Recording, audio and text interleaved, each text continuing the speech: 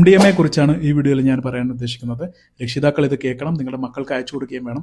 നിങ്ങളുടെ മക്കൾ MDMA ഉപയോഗിക്കാൻ സാധ്യതയില്ല, പക്ഷേ MDMAയുമായിട്ട് ബന്ധപ്പെട്ടുള്ള പലരെയും അവർക്ക് പരിചയം ഉണ്ടാകാൻ സാധ്യതയുണ്ട്. MDMA എന്ന് പറയുന്നത് മെഥിലിൻ ഡിയോക്സി മെത്താംഫിറ്റമിൻ എന്ന് പറയുന്ന ഒരു രാസപദാർത്ഥമാണ്. തുച്ഛമായ എമൗണ്ട് കൊണ്ട് രാസപദാർത്ഥങ്ങൾ വാങ്ങിയിട്ട് ലബോറട്ടറികളിൽ ഉണ്ടാക്കുന്ന സിന്തറ്റിക് ആയിട്ടുള്ള ഒരു കെമിക്കലാണ് മാർക്കറ്റിൽ വലിയ വിലക്കാണ് വിൽക്കുന്നത്. അതുകൊണ്ട് തന്നെ ഇതിന്റെ അവസാനത്തെ കണ്ണികളായിട്ടുള്ള ഉപഭോക്താക്കളോ റീറ്റെയിൽ ഏജൻസ് ഒക്കെ ആയിട്ടാണ് പലരും പ്രവർത്തിക്കുന്നത്. കുറഞ്ഞ എമൗണ്ടിൽ തന്നെ MDMA നമ്മുടെ ശരീരത്തിൽ എത്തിക്കഴിഞ്ഞാൽ അത് സെറോട്ടോണിൻ തുടങ്ങിയ ഹോർമോൺസ് ഉൽപ്പാദിപ്പിക്കപ്പെടുകയും നമ്മുടെ ശരീരം വളരെ സന്തോഷവും എനർജറ്റിക് ഒക്കെ ആയിട്ട് കാണപ്പെടുകയും, എന്നാൽ 3-4 മണിക്കൂറുകൾക്ക് ശേഷം ശരീരത്തിൽ ഈ ഹാപ്പിനെസ് ഹോർമോൺസിന്റെ ലെവൽ കുറഞ്ഞു വരികയും ഇത്തരം ആളുകൾ വളരെ ഡള്ളാവുകയും ഡിപ്രഷനിലേക്ക് പോവുകയും ഉറക്കം ഇല്ലാതിരിക്കുന്ന അവസ്ഥ വരും. ചിലപ്പോൾ കണ്ടിന്യൂസ് ആയിട്ട് ഉറങ്ങുന്ന ഒരു അവസ്ഥയും വരും.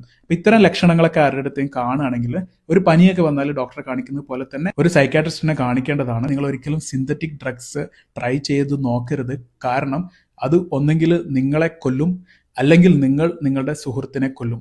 ഇത് ഇനിയും ആവർത്തിക്കപ്പെടാൻ സാധ്യതയുണ്ട്. ഇത് ഉപയോഗിക്കുന്ന ആൾക്കാർക്ക് ഹലൂസിനേഷൻ, വിഭ്രാന്തി, അതായത് നമ്മളെ ആക്രമിക്കാൻ വരുന്നതായിട്ട് നമുക്ക് തോന്നുകയും എപ്പോഴും നമ്മൾ നമ്മുടെ കയ്യിൽ ആയുധം കൈവെക്കുകയും ഒക്കെ ചെയ്യും.